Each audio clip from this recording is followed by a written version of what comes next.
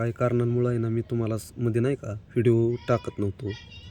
तर असेच व्हिडिओ आहे ना रोज येत राहतील की व्हिडिओ बनवायचा असा मुद्दा आहे पब्लिक की आहे ना काही कारणांमुळं मी फुल टेन्शनमध्ये असायचो मध्ये की असे व्हिडिओ मी अपलोड करू नव्हतो शकत.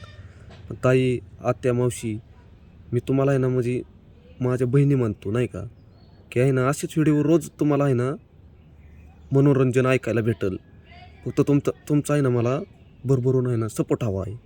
रोज मी तुम्हाला आहे ना व्हिडिओ रोज म्हणजे अपलोड करत जाईन.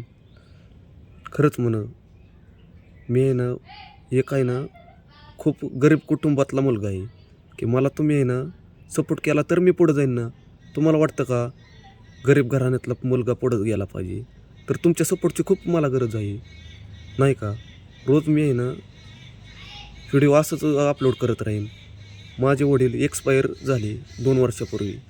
आता माझी मम्मी मला सांभाळ करते.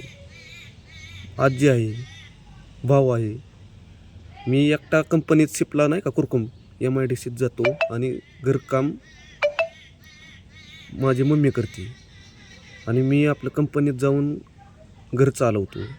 मम्मीच्या हातात पैसा देतो मी पहिला पगार आला की. रोज मी घरच्यांच्या पाया पडतो घर सोडल्यावर म्हणजे नाही का पब्लिक. कारण एखाद्या वेळेस तुम्ही देवाच्या पाया नको पडू, पण आपल्या ज्यांनी जन्म दिला आहे आपल्याला, समजा आजी, बहीण, आई, वडील तर मला नाही, मला ह्याचं लय दुःख वाटतं आहे पब्लिक. कारण तर आहे ना त्यांना लय जपा तुम्ही. कारण तर घरचे आहेत तर आपण आहे. खरंच चेष्टा नाही पब्लिक. मला रडा येते. माझं वडील एक्सपायर नाही का झालं. चेष्टा नाही करत. मला वडिलाची आहे ना मी लय सेवा केली. कारण जितेपणी त्यांना तुम्ही सांभाळ करा. मेल्यावर सगळे जिंदगी भेटते, पण आई वडील हे भेटत नाहीत, हे लक्षात ठेवा कधी पण.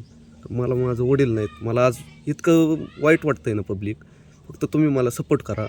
असंच मी तुम्हाला भरभरून प्रेम देईन नाही का. थँक्यू.